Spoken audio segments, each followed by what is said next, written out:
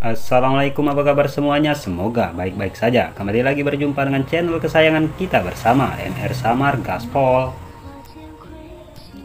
Bagi teman-teman yang baru bergabung di channel ini, tolong dibantu like, komen, dan subscribe agar Mimin lebih bersemangat untuk membuat konten-konten lainnya. Di sini Mimin akan kembali bercerita tentang film animasi Shinji Season 4. Perlu diingat bahwa video ini berisi spoiler, oleh karena itu bagi teman-teman yang tidak suka akan spoiler agar di skip aja, dan bagi yang suka gak ada salahnya untuk membantu perkembangan channel Mimin ini. Oke, kita mulai saja ceritanya. Setelah menolak perintah dari Raja Kebajikan, saat ini Guan Yin sedang bicara pada tiga dewa kuno bahwa dirinya dulu sering bangga dan menegakkan peraturan para dewa. Tapi kalau dia harus memakai cara keji seperti yang dikatakan oleh Dewa Kebajikan, dia tidak akan pernah setuju dan menolak perintah dari Raja Kebajikan.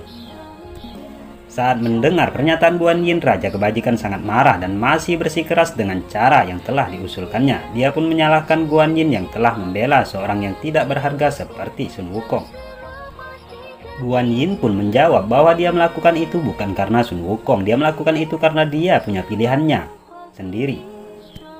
Karena menurutnya mengeksekusi Sun Wukong adalah hal yang konyol. Mendengar itu, Raja Kebajikan pun mengancam Guan Yin bahwa seharusnya Guan Yin tahu betul resikonya apabila tidak mematuhi perintah dari ketiga Raja Dewa Kuno.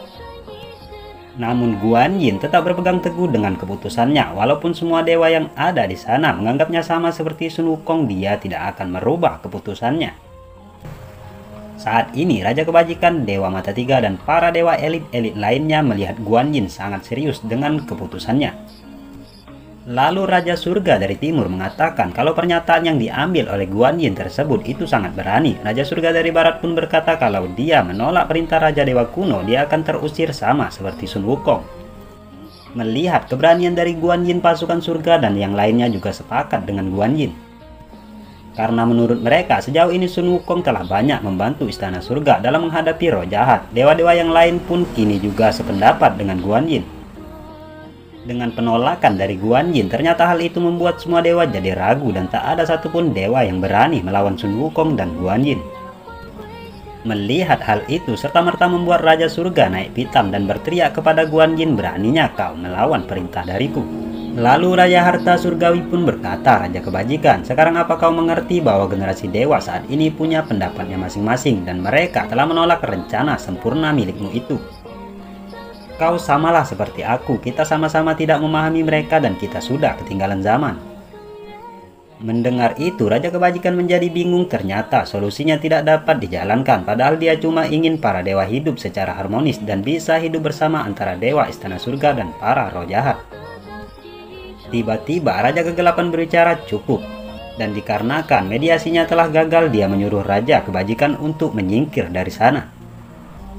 Lalu Raja Harta Surgawi pun berkata jika Raja Kebajikan masih di posisi netral, maka itu hanya akan menyulut niat sang penjahat. Dan dia pun kembali mengatakan bahwa walaupun mereka berdua adalah penyebab dari malapetaka di masa lalu, tapi Dewa Kebajikan juga memiliki tanggung jawab atas itu semua.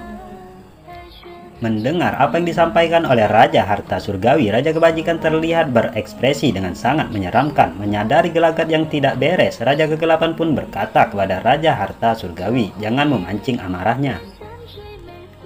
Lalu tiba-tiba Raja Kebajikan berteriak, "Cukup, kalian tidak memberikanku pilihan lain. Apa kalian yakin kalau aku akan diam saja setelah melihat semua ini?" Lalu dia pun segera merapalkan jurusnya dan saat ini terlihat beberapa kertas mantra mengelilingi dirinya.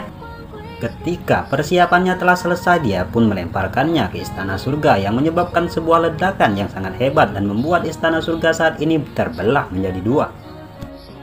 "Kalian telah memaksaku untuk mengambil keputusan adil. Dikarenakan kalian tidak mau berdamai, maka aku sebagai Raja Kebajikan tidak punya pilihan lain selain mengambil keputusan dengan membelah Istana Surga.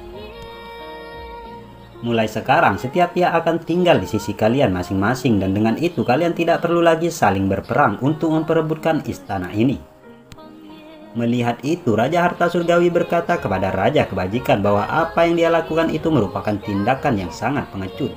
Mendengar itu, Raja Kebajikan hanya mengabaikannya. Lalu dia berkata kepada Raja Kegelapan kalau dia bersikeras untuk tetap terus berperang, dia akan terpaksa berada di pihak Raja Harta Surgawi. Raja Kegelapan pun menjawab bahwa itu akan melanggar prinsip yang selalu dipegang teguh olehnya sebagai Raja Kebajikan. Kau sebaiknya tidak memaksaku, kata Raja Kebajikan. Kalau itu yang kau inginkan, kami akan mundur, jawab Raja Kegelapan. Sedangkan untuk dewa yang berada di pihak cahaya, kalian tidak akan pernah bisa lari dari takdir kehancuran kalian. Setelah semua kejadian itu, kini terlihat Sun Wukong telah berubah ke dalam mode manusianya. Dia pun berteriak kepada Di Sitian, "Hei kakek tua, kenapa kau kabur? Kalau kau berani, ayo ke sini lawan aku." Mendengar teriakan dari Sun Wukong, Di Sitian pun mengejeknya dengan mengatakan, "Bagaimana kalau kau yang ke sini?" Hal itu pun serta-merta membuat Sun Wukong semakin terlihat kesal dan bersiap ingin menyerang Di Sitian yang berada di tempat yang berseberangan dari kelompoknya. Namun tindakannya tersebut segera dihentikan oleh Raja Harta Surga. Dia mengatakan kepada Sun Wukong agar tidak bersikap gegabah karena masalah hari ini telah selesai.